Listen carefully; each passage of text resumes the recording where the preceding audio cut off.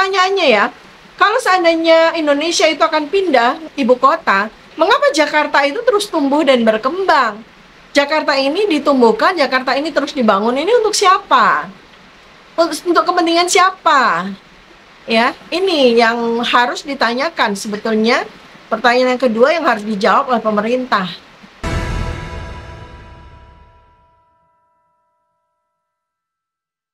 Bismillahirrahmanirrahim. Assalamualaikum warahmatullahi wabarakatuh. Sahabat semuanya, jumpa kembali di Dr. Tifa Channel. Hari ini saya mau membahas secara lebih jelas lagi mengenai apa sesungguhnya alasan dari Presiden Jokowi untuk memutuskan memindahkan ibu kota dari Jakarta ke IKN yang letaknya adalah di PPU atau Penajam Pasir Utara. Berikut kita dengar salah satu video yang dimana Presiden Jokowi menyampaikan alasannya dalam beberapa kesempatan. Momen lucu terjadi saat Presiden Jokowi bertemu dengan sejumlah pelajar Papua. Lalu ia bertanya alasan kenapa ibu kota negara baru tidak dipindah ke Papua. Kenapa ibu kota negara tidak dipindahkan saja ke Papua? Kenapa ibu kota negara tidak dipindahkan ke Papua? Ya, Indonesia ini sangat besar sekali. Dari Papua sampai ke Aceh, dari Sabang sampai Merauke, ya, sangat luas sekali. Nah, kalau dipilih yang timur, ya kan, nanti kalau ibu kotanya dipilih di Papua, yang dari Aceh ke Papua itu, kalau ke sini jauh sekali, 9 jam dari Aceh ke Papua. Naik pesawat loh itu. Kalau naik kapal bisa berminggu-minggu, ya. Jadi dipilih ibu kota itu di tengah-tengah,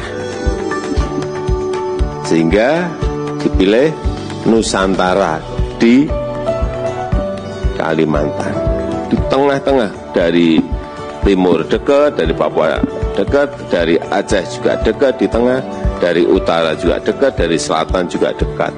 Itu. Jadi dipilih di tengah-tengah.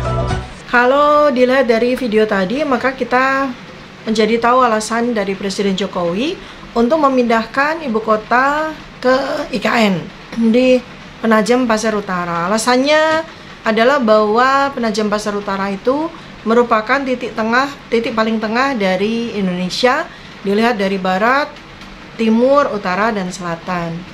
Sekarang pertanyaannya adalah, apakah ibu kota itu idealnya memang harus terletak di tengah-tengah dari sebuah negara? Kita mesti melakukan komparasi terhadap ibu kota yang ada di seluruh dunia. Kita lihat ya, satu demi satu negara-negara besar dulu ya. Apakah memang ibu kota masing-masing dari negara besar itu memang betul-betul letaknya ada di tengah-tengah? Dan itulah yang kemudian menjadikan sebuah ibu kota itu menjadi pusat dan kemudian menjadi alasan untuk pemerataan pembangunan dan hasil-hasilnya, ya.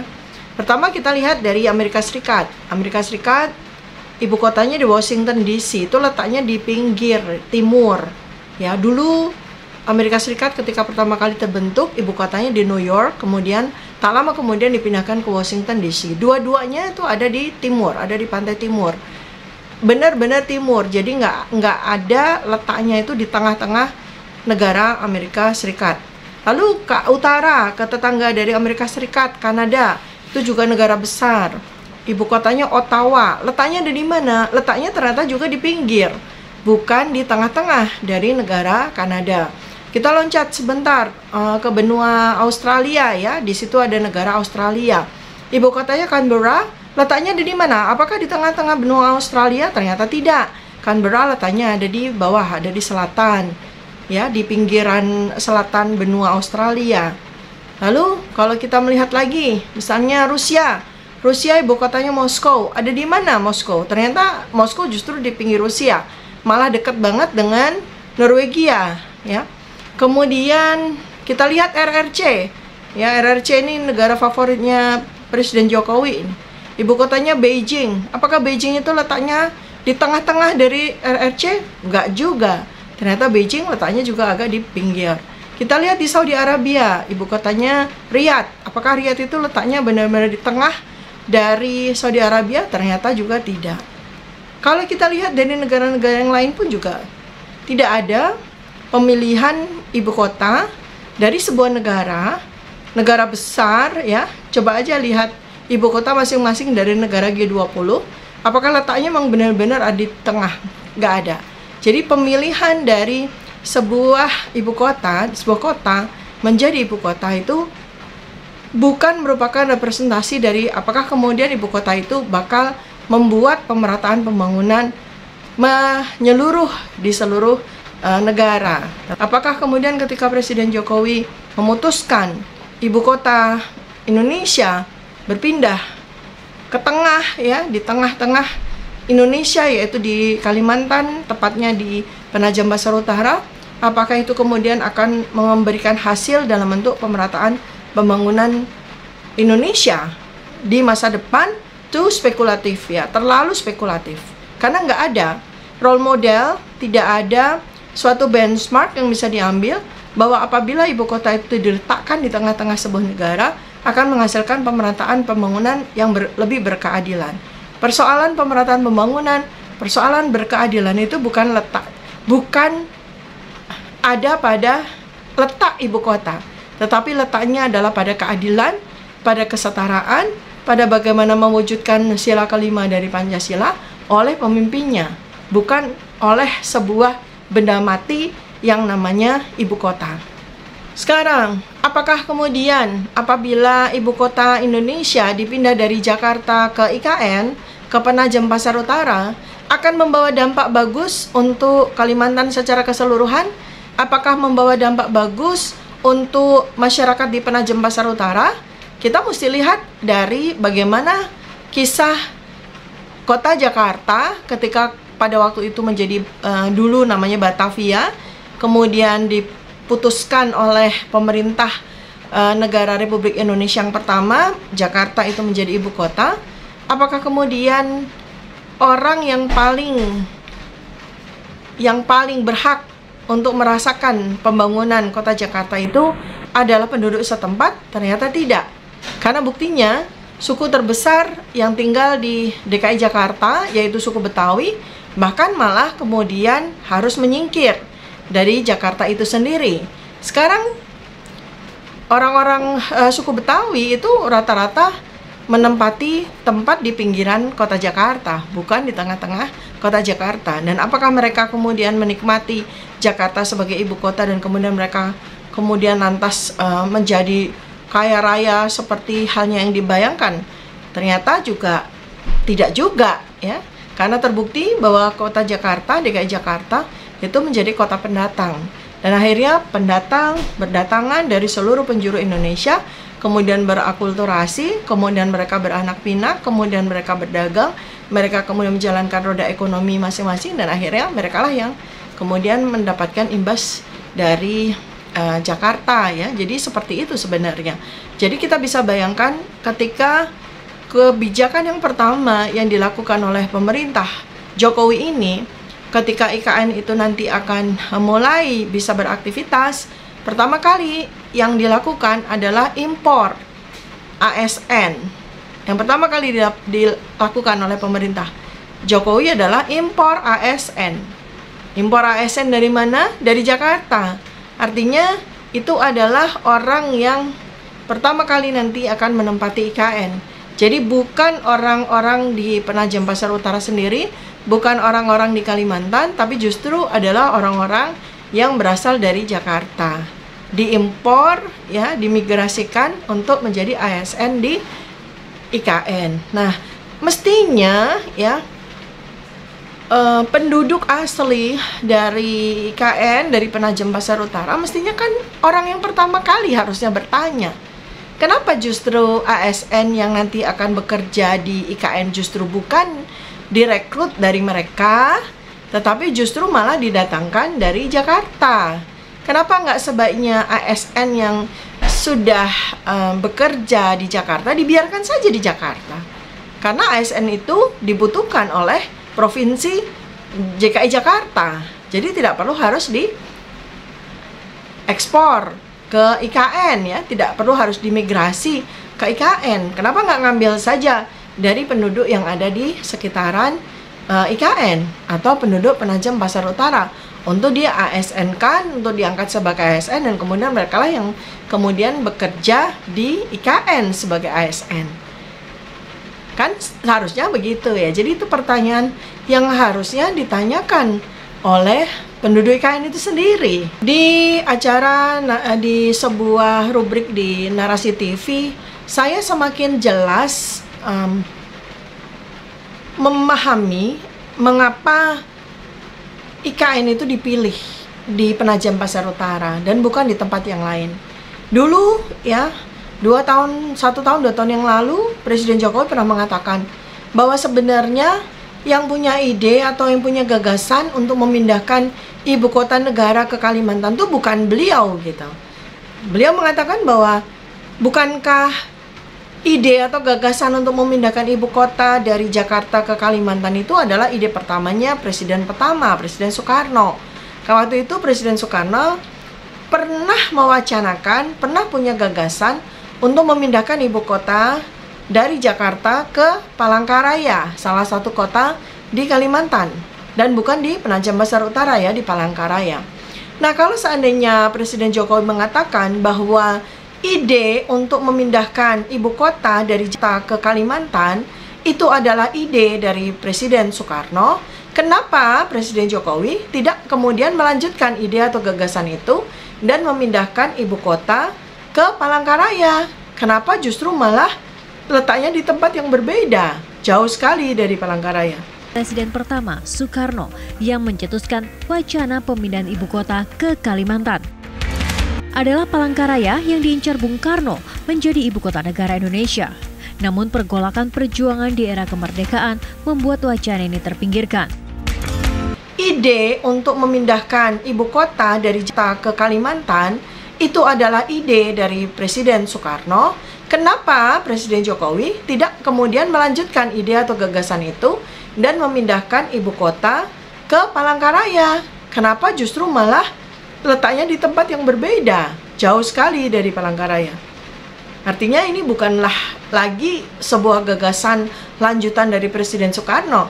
Ini adalah gagasan sepenuhnya pribadi, keputusan sepihak dari Presiden Jokowi, bukan kelanjutan dari gagasan dari Presiden Soekarno. Kalau seandainya presiden-presiden sebelumnya dijadikan sebagai acuan untuk memindahkan ibu kota, menurut saya yang terbaik adalah ide dari Presiden Soeharto, presiden kedua. Presiden Soeharto juga waktu itu mewacanakan, menggagas pusat pemerintahan, ya artinya pusat pemerintahan itu dipindahkan ke arah sedikit timur dari Jakarta, yaitu di daerah, tepatnya di daerah Jonggol, Jawa Barat. Itu nggak jauh dari Jakarta. Dan yang dipindahkan itu adalah pusat pemerintahannya saja, bukan ibu kota. Jadi komparasinya, analoginya seperti Kuala Lumpur di Malaysia ya. Jadi Malaysia itu ibu kota dulu namanya Kuala Lumpur, pusat pemerintahannya kemudian dipindahkan sekian puluh kilometer dari Kuala Lumpur yang kemudian dinamakan Putrajaya. Jadi itu pusat pemerintahannya di Putrajaya, di negara bagian Ipoh ya. Nah, ide ini kan senarai ya dengan ide atau gagasan dari Presiden Soeharto. Ibu kotanya Jakarta, pusat pemerintahannya sekitar 28 km dari Jakarta, namanya daerah Jonggol. Dan pembebasan lahan pada saat Presiden Soeharto sedang menjalankan pemerintahannya itu sudah dilakukan ya. Dan pengembangnya waktu itu oleh Ciputra ya, itu sudah dijalankan. Bahkan di dekat situ sudah ada kebun buah Mekarsari dan sebagainya, dan kota-kota satelitnya itu sudah terbangun di situ. Tapi kemudian oleh satu dan lain hal ya, mungkin karena melihat kebelum urgensian ya, belum ada urgensi untuk memindahkan pusat pemerintah, maka waktu itu bukan diurungkan tetapi ditunda oleh Presiden Soeharto. Artinya gagasan untuk memindahkan ibu kota itu sudah terjadi dalam kurun waktu dua kali, Presiden Soekarno itu masih dalam bentuk gagasan, Presiden Soeharto itu sudah mewujud menjadi sesuatu action awal ya, jadi suatu langkah awal pada saat itu sudah melakukan pembebasan lahan di daerah Jonggol. Tapi karena memang sekali lagi pemindahan ibu kota itu membutuhkan biaya yang sangat besar dan urgensinya juga belum ada karena Jakarta masih dirasa masih memenuhi kebutuhan akan Indonesia, akan sebuah ibu kota, ya jadi diurungkan gitu, ditunda lah oleh Presiden Soeharto. Tapi keburu kemudian beliau diganti oleh presiden berikutnya, Presiden B.J. Habibie dan seterusnya, sehingga wacana pemindahan atau action pemindahan pusat pemerintahan dari Jakarta ke Jonggol jadi ditunda.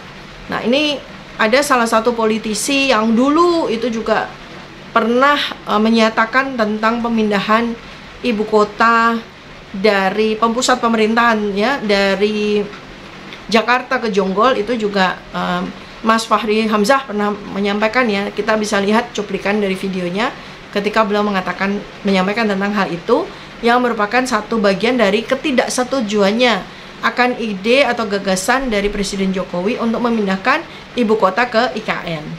Kota baru aja yang kita bangun dengan ongkos 300 miliar, 200 miliar, kita nggak berani bangun kok. Tiba-tiba bangun ibu kota 500 triliun. Nah terus manfaatnya apa bagi daerah-daerah? Ini panjang lah ceritanya. Jadi kalau menurut saya, udahlah ya, jangan Pak Jokowi itu dikasih info. Yang lebih lucu lagi ya, ketika kemudian gagasan itu bergulir, kemudian menjadi action, pembebasan lahan, dan seterusnya, kemudian sampai sekarang ini juga sudah mulai ada pembangunan ini dan itu ya. Ternyata kan malah Presiden Jokowi malah menjajakan gitu ya, mendagangkan IKN itu ke luar negeri, menjajakan IKN itu ke Singapura, bahkan minta agar warga negara Singapura mau tinggal di IKN. Jadi ini kan kemudian gagasan ini menjadi tidak terlalu jelas gitu kan, sangat tidak jelas. Sebenarnya itu mau membangun sebuah ibu kota yang diharapkan menjadi pusat pemerintahan dari sebuah negara yang berdaulat, atau membuat sebuah kota megapolitan katakanlah, seperti gagasannya beliau itu, kota itu nanti akan diisi dengan mobil terbang dan sebagainya gitu, untuk dijajakan kepada para investor. So kalau konsepnya adalah membangun ibu kota, mestinya kita tidak perlu harus mencari investor dan sebagainya kan untuk membangun ibu kota, karena sangat dikhawatirkan oleh semua pihak yang merasakan kekhawatiran akan IKN ini. Nanti IKN itu akan menjadi satu wujud dari betapa Indonesia akan kehilangan kedaulatannya. Sebab sebuah ibu kota dibangun bukan dari kekuatan negara itu sendiri, bukan dari kekuatan Indonesia sendiri, tapi berdasarkan dari kekuatan para investor. Dan tentunya karena investor, maka mereka nanti akan memiliki hak, otoritas untuk mengatur sebuah ibu kota dari sebuah negara Indonesia. Jadi ini yang amat sangat dikhawatirkan. Karena lahan-lahan yang ada di Penajam Pasar Utara itu sebagian besar itu adalah lahan-lahan yang dikuasai oleh para konglomerat, para sembilan naga ini. Jadi mereka lah yang sebetulnya menjadi alasan utama atas pemilihan dari letak IKN di PPU ini. Selebihnya lagi adalah dari sisi biaya ya. Kita tahu sampai dengan hari ini biaya pembangunan IKN itu memakan anggaran tak kurang dari 500 triliun rupiah. Itu sebuah angka yang amat sangat besar, apalagi ketika kita tahu bahwa hutang yang dihasilkan oleh pemerintah Jokowi selama hampir 10 tahun ini kurang lebih hampir 9.000 triliun ya. Jadi angka 500 triliun rupiah itu sebuah angka yang amat sangat besar. Apalagi ketika dalam 3 tahun ini terjadi imbas akan bagaimana kita belum pulih sepenuhnya dari bencana ekonomi akibat pandemi COVID ya. Ditambah lagi sekarang dengan ambisi dari seorang presiden untuk memindahkan ibu kota, dengan yang mana di akhir tahun 2023 Menteri Keuangan pun juga menyampaikan ada defisit hampir 400 triliun sendiri gitu ya. Jadi ini kan sebuah gagasan yang sama sekali tidak masuk akal, sama sekali tidak masuk di dalam common sense kita semua. Pada saat negara kita lagi dapat tambahan hutang sebanyak hampir 9.000 triliun, ditambah lagi dengan pembangunan kota yang tidak terlalu memiliki urgensi ya, karena Jakarta masih baik-baik saja, memaksakan diri untuk kemudian IKN itu akan terbentuk ya.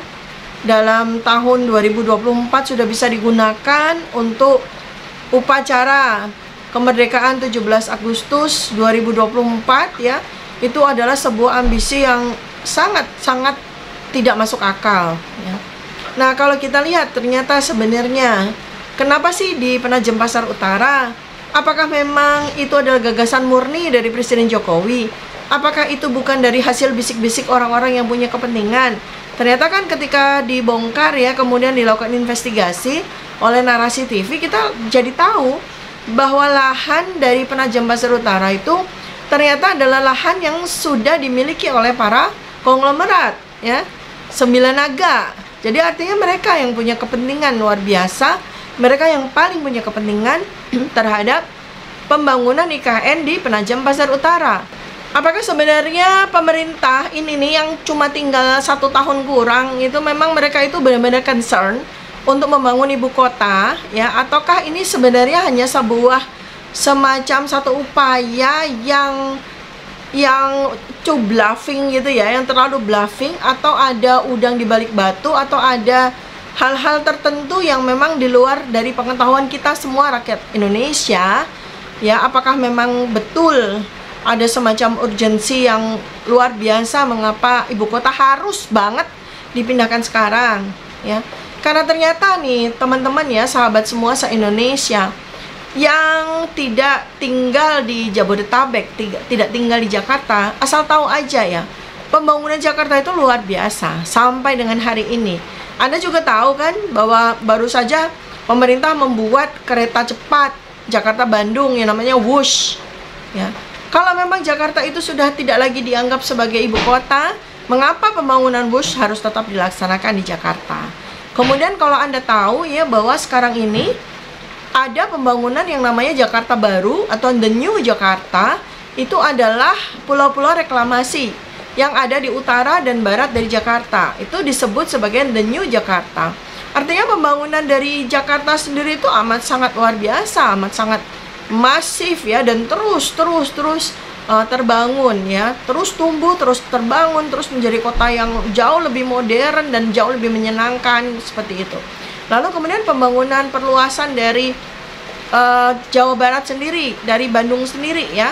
Jadi ternyata ada bridging city ya, yang sekarang ini sedang dibangun, namanya The New Parahyangan atau Kota Parahyangan Baru. Itu letaknya benar-benar persis tepat di tengah-tengah antara kota Jakarta dengan kota Bandung. Nah, artinya ini adalah sebuah pembangunan yang amat sangat masif, jauh dibandingkan dengan pembangunan IKN yang sekarang ini masih tertati-tati.